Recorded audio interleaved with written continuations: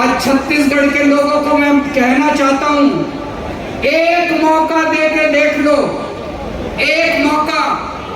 आप बीजेपी को भी भूल जाओगे, कांग्रेस को भी भूल जाओगे और हमेशा के लिए आम आदमी पार्टी के साथ रहोगे।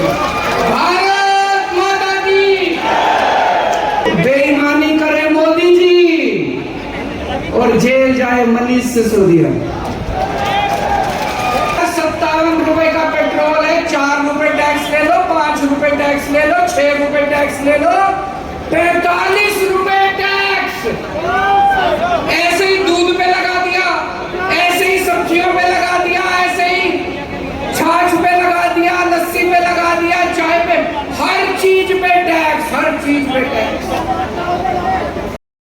छत्तीसगढ़ संगवारी मला स्वागत है यूट्यूब चैनल में। आज हम आए हैं बिलासपुर के साइंस कॉलेज में आवत है आज केजरीवाल जी है जो है छत्तीसगढ़ के बारे में अपन बात रखी। आओ हमारे चैनल में बने रहो और हम आप दिखाता नहीं है छत्तीसगढ़ के बारे में। हम दिल्ली के केजरीवाल सरकार है का बोलते संगवारी हो। आप हमारे चैनल में नए हो तो चैनल सब्सक्राइब कर दो।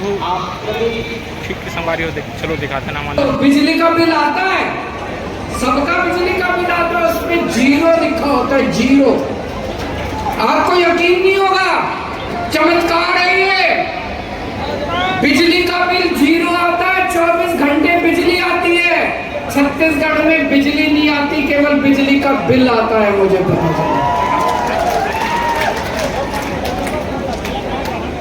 जब दिल्ली में मैंने बिजली फ्री करी, मोदी जी मेरे से इतना गुस्सा हो गए, इतना गुस्सा बबला हो गए, आंखें लाल हो गई मोदी जी की।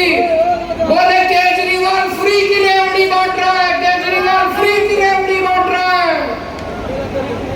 हाँ मोदी जी, मैं फ्री की रेवड़ी बांट रहा हूँ, मैं फ्री की रेवड़ी बांट रहा हूँ।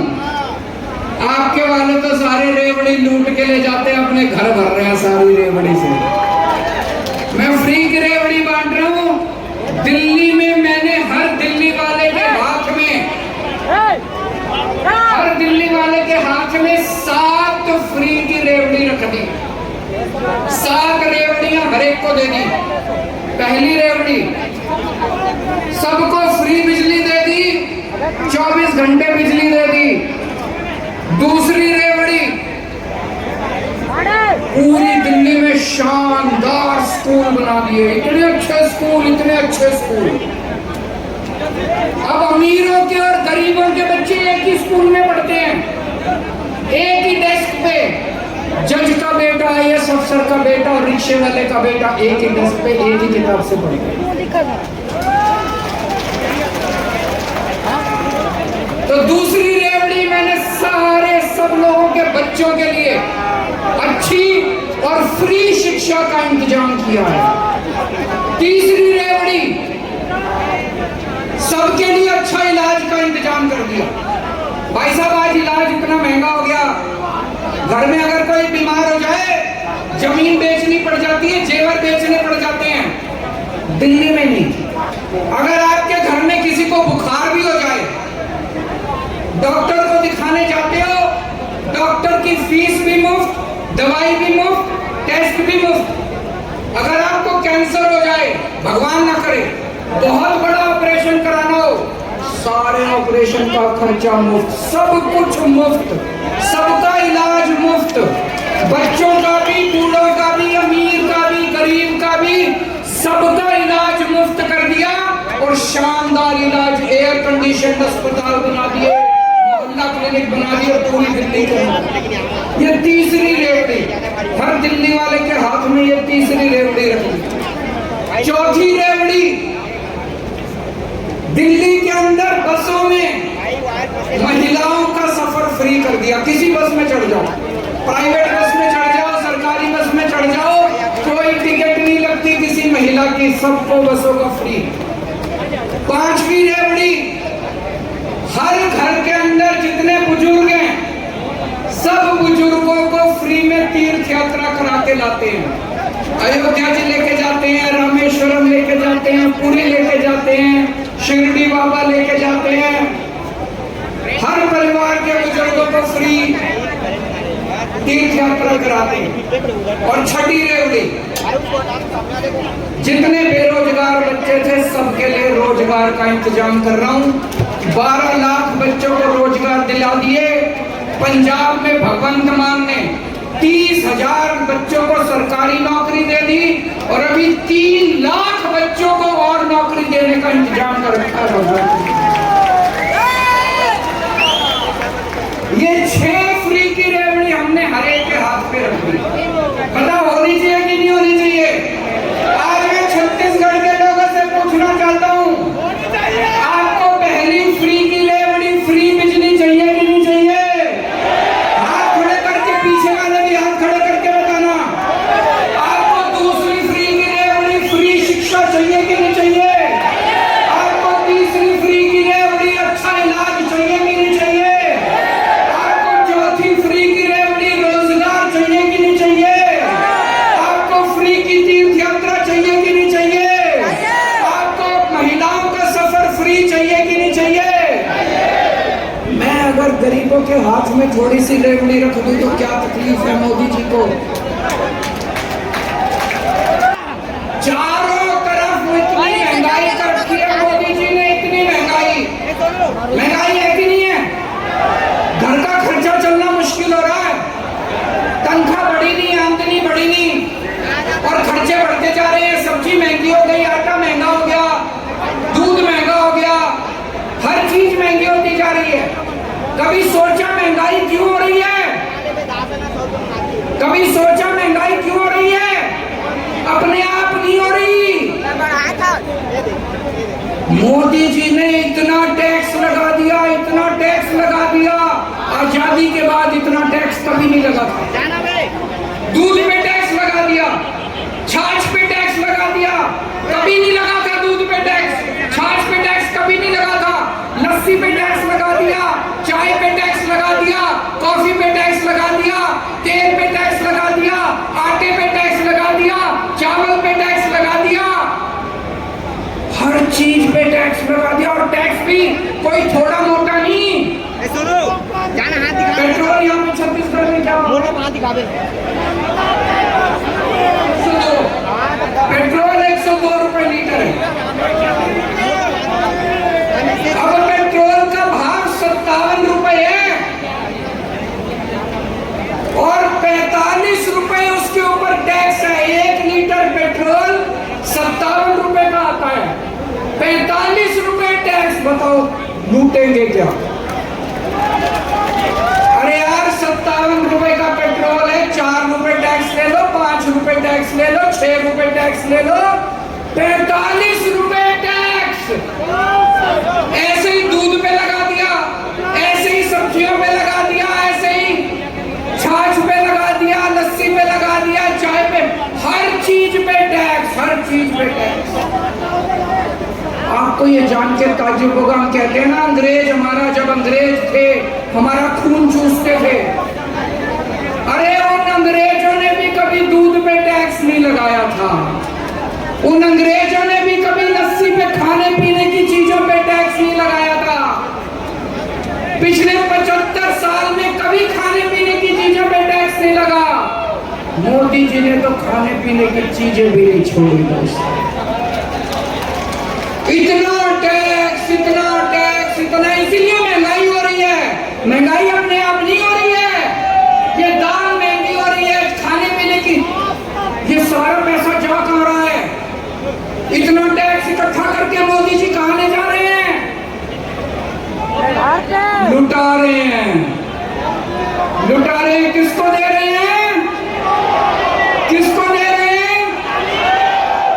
एक आदमी ने, इनके कई दोस्त हैं, इनके एक दोस्त ने बैंक से 34,000 करोड़ का कर्जा लिया। 34,000 करोड़ का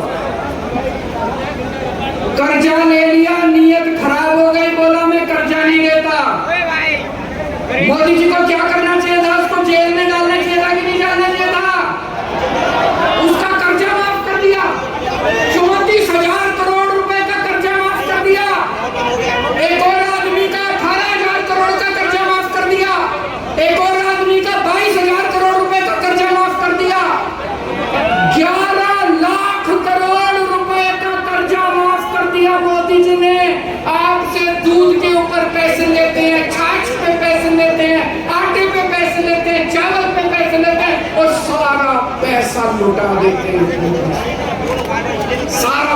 लुटा दिए। जितना अंग्रेजों ने 250 साल में देश को नहीं लूटा, इन लोगों ने 9 साल के अंदर भारत को लूट लिया।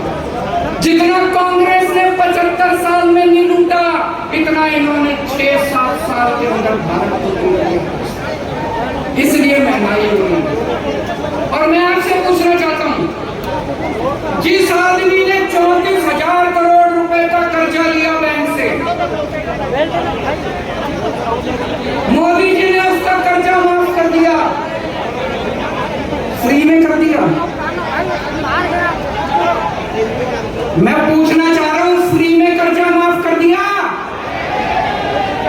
कुछ तो लिया होगा। बताओ, आज की दुनिया में कौन फ्री में काम करता है? अरे अपना भाई कर्जा माफ नहीं करता। एक भाई दूसरे भाई से 100 रुपए लेने कोई माफ करता है? मेरे साथ अपने माँ बाप को कोई नहीं पूछता, भाई को कोई नहीं पूछता, बच्चों को कोई नहीं पूछता। तो इतना 11 लाख करोड़ रुपए कर्जा माफ कर दिया, कोई फ्री में कर्जा माफ कर दिया क्या? बेईमानी करे मोदी जी और जेल जाए मनीष सिसोदिया। वो मनीष सिसोदिया बेचारा एक मास्टर का बेटा है, उसने दिल्ली के गरीबों के बच्चों को पढ़ाने के लिए स्कूल खोले, शानदार स्कूल बना दिए। आज दिल्ली के गरीबों के बच्चे, रिक्शे वाले मजदूरों के बच्चे डॉक्टर बन रहे हैं, इंजीनियर बन रहे हैं, वकील बन रहे हैं। किसलिए बन रहे हैं? मनीष सिसोदिया की वजह से बन रहे हैं। बेईमानी करे मोदी जी, जेल जाए मनीष सिसोदिया। एक वो गाना है ना, ऐसा कलीब आएगा, दाना चुनेगा, धन चुनेगा, दाना दुनका कौवा मोती खाएगा। कलयुग आ गया। इन्होंने 10 साल में भारत देश का बेड़ा गर्क कर दिया। इन्होंने नोटबंदी करी, भाई साहब नोटबंदी करी इन्होंने, पूरे देश का बेड़ा गर्क हो गया। कोई फायदा हुआ नोटबंदी से? किसी का फायदा? कह रहे थे भ्रष्टाचार खत्म हो जाएगा, हुआ भ्रष्टाचार खत्म? कह रहे थे आतंकवाद खत्म हो जाएगा, आतंकवाद खत्म हुआ? अगर कोई पढ़ा लिखा आदमी होता, कोई पढ़ा लिखा आदमी कभी नोटबंदी नहीं करता। कोई पढ़ा लिखा आदमी नोटबंदी नहीं करता। मैंने एक इंटरव्यू देखा था प्रधानमंत्री जी का। इंटरव्यू करने वाले ने से पूछा प्रधानमंत्री जी से, प्रधानमंत्री जी आप कितने पढ़े लिखे हो? बोले मैं गांव के स्कूल गया हूं, बस कॉलेज नहीं गया। मैंने एक और उनका भाषण सुना। भाषण में वो कह रहे थे मैं केवल गांव के स्कूल गया हूं, गांव के स्कूल के ऊपर की पढ़ाई नहीं करी मैंने, मैं कॉलेज नहीं गया। दोस्तों मैं आज पूछना चाहता हूं आप लोगों से, भारत एक महान देश है। भारत का प्रधानमंत्री पढ़ा लिखा होना चाहिए कि नहीं होना चाहिए? क्या एक अनपढ़ आदमी भारत की अगुवाई कर सकता है? भारत को पढ़ा लिखा प्रधानमंत्री चाहिए कि नहीं चाहिए? मैं आपको एक कहानी सुनाता हूं। मैं आपको एक कहानी सुनाता हूं। कहानी का शीर्षक है चौथी पास राजा। किस किस ने सुनी हुई है? चौथी पास राजा ये कैसे, ये कहानी दिखाती है कि कैसे अगर किसी देश में कोई अनपढ़ राजा आ जाए तो वो देश का बेड़ा गर्क कर देता है। ये एक महान देश की कहानी है। ये एक ऐसे राजा की कहानी है जो राजा भ्रष्टाचारी था, अनपढ़ था, अहंकारी था, और उसने कैसे उस महान देश का बेड़ा गर्क कर दिया। एक महान देश था, बहुत महान देश, बहुत पुराना देश। उस देश के एक गांव में, एक गरीब परिवार में एक छोटे बच्चे ने जन्म लिया। परिवार बहुत गरीब था। तो जैसे गांव में होता है, जब बच्चा जन्म लेता है तो ज्योतिषी आता है, गांव का पंडित आता है, उसकी कुंडली बनाता है, तो पंडित ने उसकी कुंडली बनाई। कुंडली बना के कुंडली देख के पंडित बोला, माई तेरा बेटा बड़ा होके बहुत बड़ा सम्राट बनेगा। माई को समझ नहीं आया, मैं तो इतनी गरीब हूं, मेरा बेटा सम्राट कैसे बनेगा। बेटा बड़ा होने लगा धीरे धीरे, उसे गांव के स्कूल में भर्ती करा दिया। बेटे का पढ़ाई लिखाई में मन लगता नहीं था, बड़ी मुश्किल से उसने 4वीं पास करी। उसके बाद उसका स्कूल से नाम कटवा दिया। घर का खर्चा नहीं चलता था। गांव के पास एक रेलवे स्टेशन था, वो बच्चा उस रेलवे स्टेशन पे जाके चाय बेचने लगा, घर का खर्चा चलाने के लिए। वो बच्चा बचपन से ही भाषण बड़े अच्छे देता था, लंबी लंबी फेंकता था, कुछ भी बोल देता था, गांव के लड़कों को इकट्ठा कर लेता और लंबे लंबे भाषण देना चालू करता, लंबी लंबी फेंकनी चालू करता। धीरे धीरे करते करते लड़का बड़ा हुआ और जैसा पंडित ने कहा था, कुंडली में लिखा था, लड़का उस महान देश का राजा बन गया। अब राजा तो बन गया, आता जाता कुछ था नहीं, उसको अनपढ़ आदमी था, कुछ पता नहीं था। अफसर आते थे, अंग्रेजी में बोलते थे, किसी भी फाइल पे साइन करा के ले जाते थे। राजा को शर्म आती थी पूछने में, उसे लगता था मेरी बेइज्जती होगी। जो मर्जी फाइल पे साइन करा के ले जाते थे, उससे जो मर्जी फाइल। धीरे धीरे पूरे देश में फैल गया कि राजा अनपढ़ है। राजा को बड़ा शर्म आने लगी। एक दिन राजा ने कहीं से फर्जी डिग्री का इंतजाम कर लिया। एक एमए की फर्जी डिग्री का इंतजाम कर लिया। राजा ने बोला मैं एमए हूं। जनता ने खूब मजाक उड़ाया, जनता बोली झूठ बोल रहा, सबको पता है अनपढ़ है।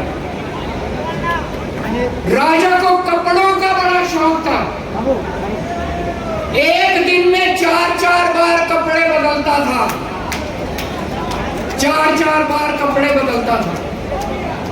एक दिन कुछ लोग आए राजा के पास, बोले महाराज, इस पृथ्वी पे आपके जैसा इंसान पैदा नहीं हुआ, भगवान ने आपको स्पेशली बना के भेजा है।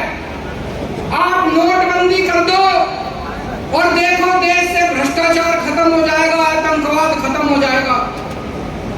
राजा बेवकूफ था, समझ तो थी नहीं। उसने देश में नोटबंदी कर दी भाई साहब। एक दिन 8 बजे रात को टीवी पे आया और उसने नोटबंदी कर दी। पूरे देश में हाहाकार मच गया। लंबी लंबी लाइनें बैंकों के सामने, लंबी लंबी लाइनें लग गई। कई लोग मर गए, लोगों के धंधे चौपट हो गए, दुकानें बंद हो गई, इंडस्ट्री बंद हो गई। वो महान देश 20 साल पीछे चला गया भाई साहब, 20 साल पीछे चला गया। एक दिन उस देश में महामारी आई, लोग मरने लगे, ऑक्सीजन की कमी हो गई, चारों तरफ हाहाकार मचा हुआ था। एक कोई पंडित आया राजा के पास, बोला सब लोगों से थाली और चम्मच बजवाओ, महामारी खत्म हो जाएगी। राजा ने पूरे देश में चम्मच और थाली बजवा दी, कोई महामारी खत्म नहीं हुई भाई साहब। कई लोगों की मौत हो गई, कई लोगों की मौत। राजा के कई दोस्त थे, उन दोस्तों ने खुलेआम गुंडागर्दी चालू कर दी, उन दोस्तों ने बैंकों को लूटना चालू कर दिया, उन दोस्तों ने इधर उधर लड़कियों को छेड़ना चालू कर दिया। एक बार हद हो गई जब उस राजा के एक दोस्त ने उस देश की अंतर्राष्ट्रीय खिलाड़ियों को छेड़ दिया, कुश्ती की पहलवान खिलाड़ी। चारों तरफ हाहाकार, चारों तरफ बलात्कार, लूटमार, इतनी महंगाई हो गई, इतनी महंगाई। और राजा एक नंबर का भ्रष्ट था, सब चीजों में पैसे लेता, सब चीजों में पैसे खाता। ऊपर आसमान में सारे देवताओं ने देखा पृथ्वी पे महापाप हो गया, चारों तरफ हाहाकार मचा हुआ है। सारे देवताओं ने मिलके मीटिंग करी और सारे मिलके शिवजी महाराज के पास गए। बोले हे महाराज कुछ करो, पृथ्वी के ऊपर महापाप हो गया, हाहाकार मचा हुआ है। ऊपर से शिवजी महाराज ने आकाशवाणी करी। 140 करोड़ लोग उस महान देश के, सबको शिवजी ने ललकारा और बोला तुम एक महान देश के लोग हो, सब लोग उठो, सब लोग जागो और इस अहंकारी भ्रष्ट और अनपढ़ राजा को उखाड़ के फेंक दो। और शिवजी महाराज की कृपा से अगले चुनाव के अंदर उस अनपढ़ राजा को जनता ने उखाड़ के फेंक दिया दोस्तों। उसके बाद उस देश ने दिन दूनी रात चौगुनी तरक्की करनी चालू कर दी। और मैंने सुना है वो राजा वापस उसी स्टेशन पे जाके आजकल चाय बेचता है। दोस्तों, दिल्ली वालों ने बीजेपी और कांग्रेस को हरा के आम आदमी पार्टी का साथ दिया। पंजाब वालों ने बीजेपी, कांग्रेस और अकाली दल को हरा के आम आदमी पार्टी का साथ दिया। आज छत्तीसगढ़ के लोगों को मैं कहना चाहता हूं, एक मौका दे के देख लो, एक मौका। आप बीजेपी को भी भूल जाओगे, कांग्रेस को भी भूल जाओगे और हमेशा के लिए आम आदमी पार्टी के साथ रहोगे। भारत माता की।